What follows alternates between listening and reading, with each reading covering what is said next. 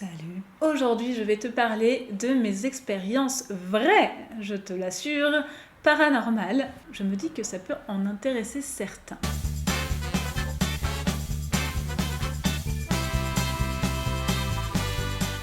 Les histoires que je vais raconter sont vraies. Peut-être que toi, tu trouveras des explications à me dire, peut-être pas. En tout cas, c'est les choses les plus mystérieuses qui me sont arrivées. Alors malgré le fait que je sois connectée à certaines choses, je ne vois pas les esprits. Je ne fais pas partie de ceux qui les voient. Par contre, il m'arrive lors de soins chamaniques, etc., de me connecter à l'âme de défunt. Je sens que c'est des personnes qui sont déjà parties, mais ça reste au niveau de la conscience en fait, mais pas sur le plan physique. Sur le plan physique, au contraire, j'ai développé, et je ne sais pas pourquoi, énormément de peur à l'idée d'en voir. La pensée que je puisse en voir me procure énormément de peur, alors que j'ai vécu avec une mère qui m'a souvent raconté ces histoires et qui, elle, en voit et n'en a extrêmement pas du tout peur.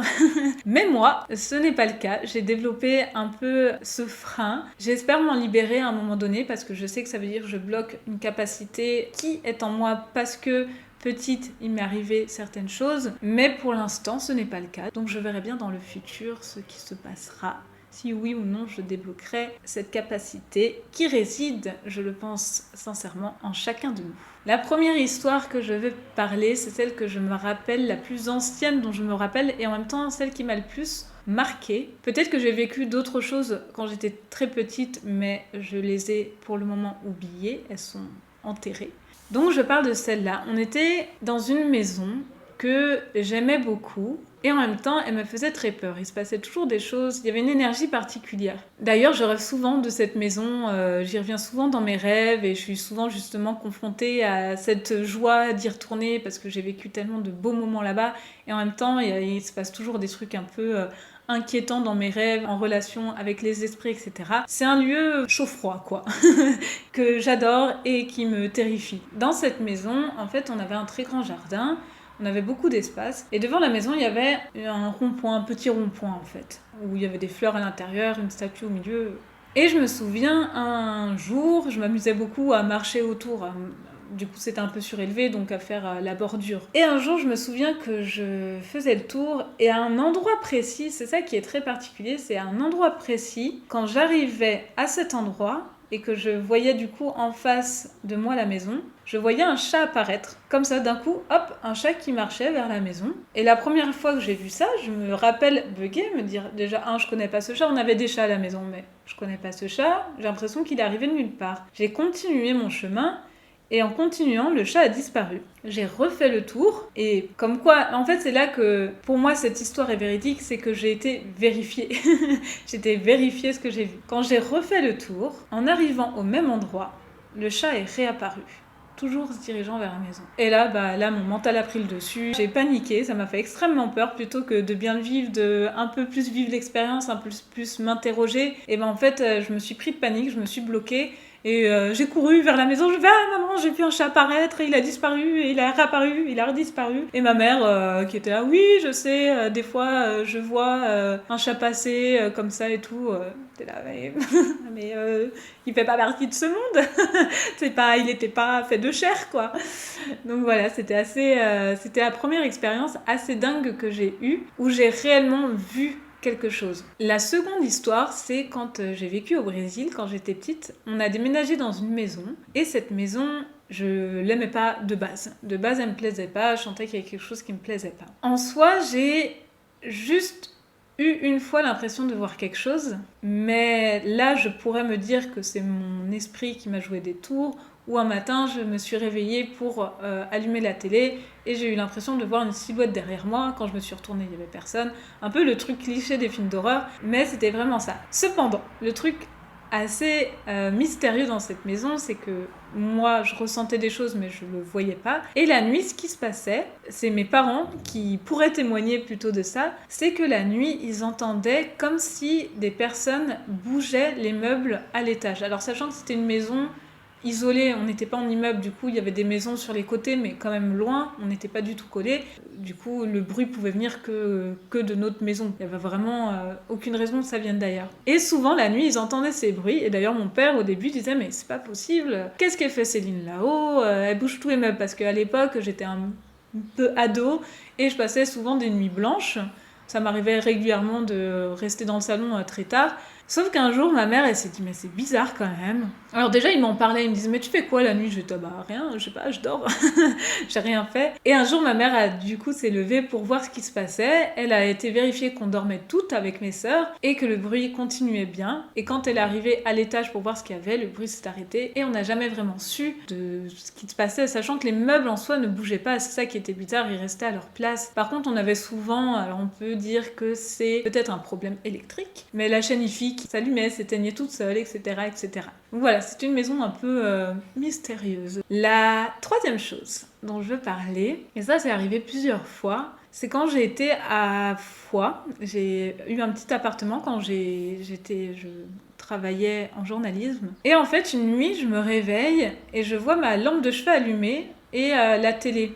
Alors la télé, je la regarde jamais, du coup elle était pas branchée, elle était juste, ça montrait qu'elle était allumée, mais il y avait pas de son, pas d'image, enfin il y avait le grisaille un peu quoi. Et du coup, je m'interroge, je me réveille, je me dis, je suis sûre d'avoir éteint ma lumière, je vois pas pourquoi la télé est allumée parce que je l'allume jamais. Je me dis, j'étais quand même pas rassurée, je me suis dit, c'est bizarre. En fait, c'est arrivé 3 fois en tout. C'est re-arrivé une fois, mais c'était que la lumière, pas la télé. La télé, après, elle a plus bougé. Et du coup, je m'interrogeais en me disant, est-ce que je l'ai oublié, je me suis endormie en l'oubliant, ce qui est possible, même si c'est rare parce que j'aime bien dormir dans le noir. Après, il y a aussi la possibilité que je sois un peu somnambule et c'est moi toute seule qui l'allume. Mais le fait est que un jour, du coup, à partir de ce moment-là, je vérifiais tout le temps quand j'éteignais, je me disais, c'est bon, je l'éteins, c'est bon, je l'éteins. Et un jour, je me rappelais très bien avoir dit avant, c'est bon, je l'éteins, je me suis réveillée en pleine nuit, la lumière encore allumée.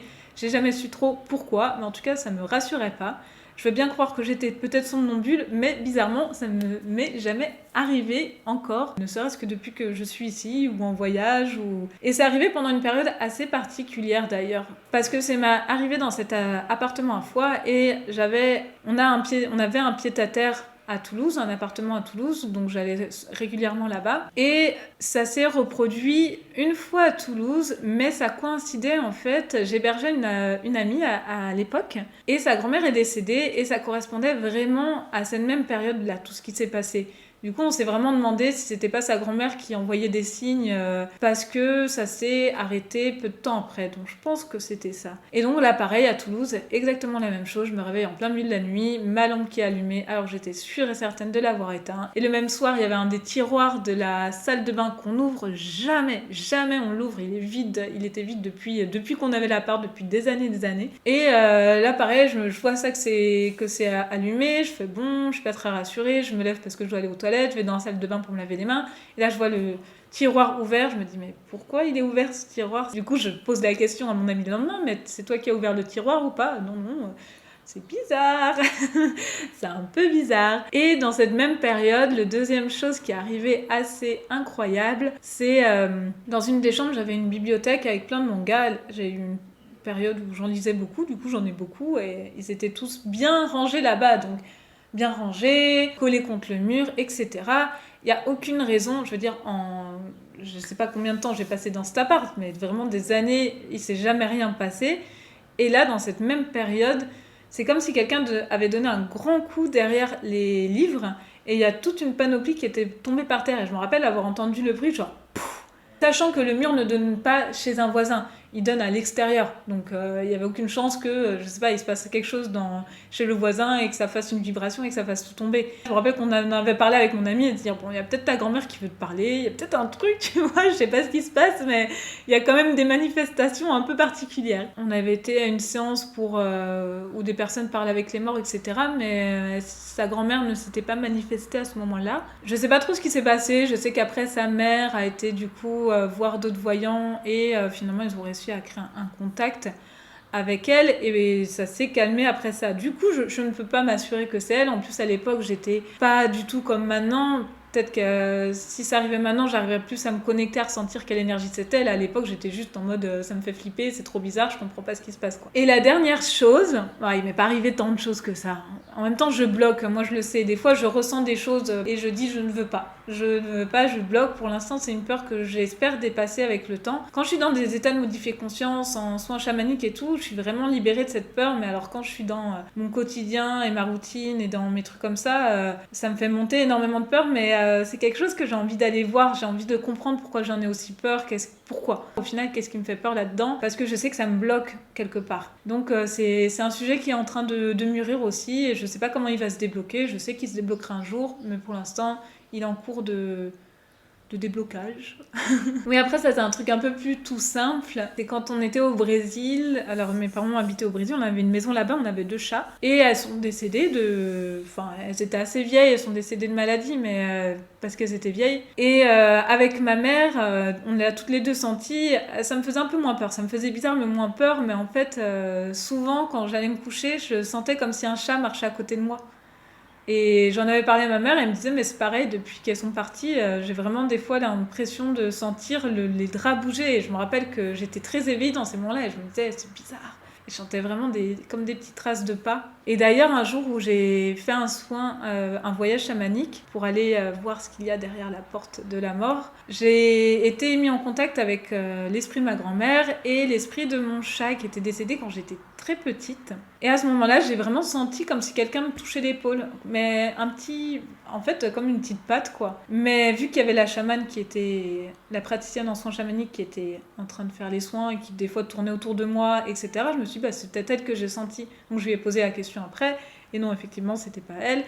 Et je pense que c'était un petit signe, voilà, qu'elle était qu'elle était là, à côté de moi. Et pour finir cette histoire avec cette chatte que j'ai eue, avec qui j'ai eu une forte connexion petite, qui est partie très tôt, elle avait à peine 1 an, et je me suis rendu compte qu'elle était très présente, mais je m'en rendais pas compte auprès de moi pendant beaucoup, beaucoup d'années. Et elle est venue me voir dans un rêve, où d'ailleurs je me suis réveillée en larmes, et je me suis dit, mais ça fait des années que j'ai pas pleuré en pensant à elle, quoi. Et elle est venue me voir un soir, et en fait j'ai compris, grâce à une amie qui m'a expliqué ça, parce qu'elle a vécu un peu la même chose avec son père, et moi ça m'a permis de faire le lien en fait. Elle est venue me dire au revoir parce que ce rêve je l'ai eu au moment où on a pris un nouveau chat. Et c'était un peu comme si elle me disait c'est bon, maintenant il y a un autre chat qui prend le relais dans ta vie. Moi je peux continuer mon ascension, continuer à faire ce qu'elle a à faire dans l'autre monde. Et c'était super beau comme au revoir, comme message. Enfin voilà, j'ai compris le sens un peu après, mais donc c'est pour ça que d'un côté je comprends pas trop pourquoi j'en ai aussi peur. Va savoir pourquoi, et que j'aimerais bien m'en libérer, parce que je pense qu'aussi toutes ces âmes qui peuvent être là, etc., c'est juste qu'elles ont des messages à passer ou des souffrances qu'elles ont besoin d'évacuer pour leur permettre d'aller plus loin, et je pense que serais capable, mais pour l'instant quelque chose en me bloque moi, c'est comme ça, et je suis sûre que la vie mettra des choses dans mon chemin pour me permettre de le débloquer. Mais pour l'instant, ce n'est pas encore le cas. Alors, heureusement, des personnes sont beaucoup plus formées et à l'aise avec tout ça. Et si j'en ressens le besoin, je sais que je peux me diriger vers elles. C'était mes petites histoires paranormales. J'espère qu'elles t'ont intéressée. Si toi aussi tu as des histoires à raconter qui te sont arrivées, c'est toujours intéressant d'en parler. Moi, ça m'intéresse. La vidéo touche à sa fin. Je te fais des gros bisous. Je te souhaite une belle journée. Amuse-toi bien, souris, profite et prends bien soin de toi.